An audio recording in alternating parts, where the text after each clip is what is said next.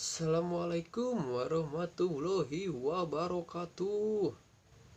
Sampurasun. Kumaha mang dararamang kasep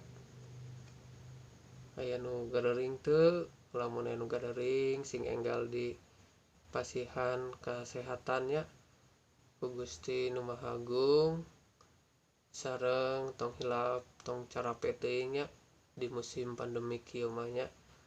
Seperti biasa sim kuring bade ngingetan deui, bade ngamumule tentang kangge mah khususna anu tos sarepuh sih ieu mah, tapi meureun budak ngoraina mah sarua nya jigana teh teu kolot wae.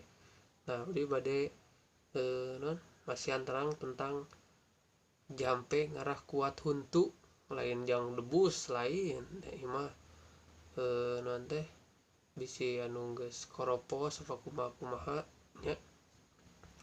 Tapi sateacana sim kuring nyuhunkeun di subscribe heula channelna supaya sim kuring tambah semangat ngingetan-ngingetana nya.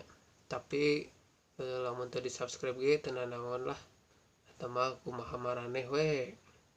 Subscribe syukur teu ge kajeun nya.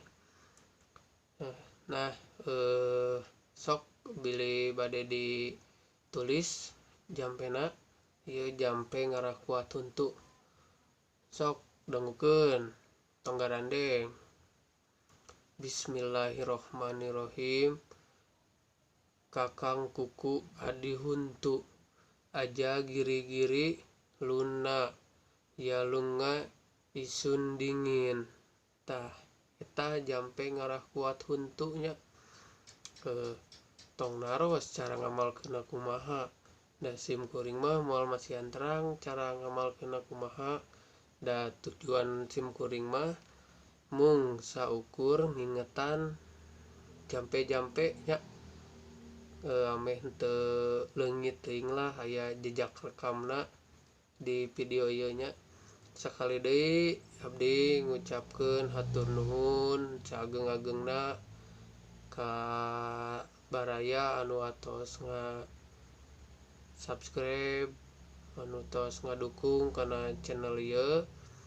Mudah-mudahan channel ieu tiasa nyandak kamangpaatan sareng kabarokahannya kangge sarerea. Seperti biasa sim kuring ngampanyekeun tong hilap kana sodakoh nya. Eueuh gara-gara sodakoh jelema jadi miskin. Da harta mah moal dibawa paeh moal tah amal ti sodakoh nu engke jang bakal bekel urang di akhirat teh eta nu jang mantuan engke teh nya. Sok gaduh artos saperak dua perak sok sodakohkeun nya.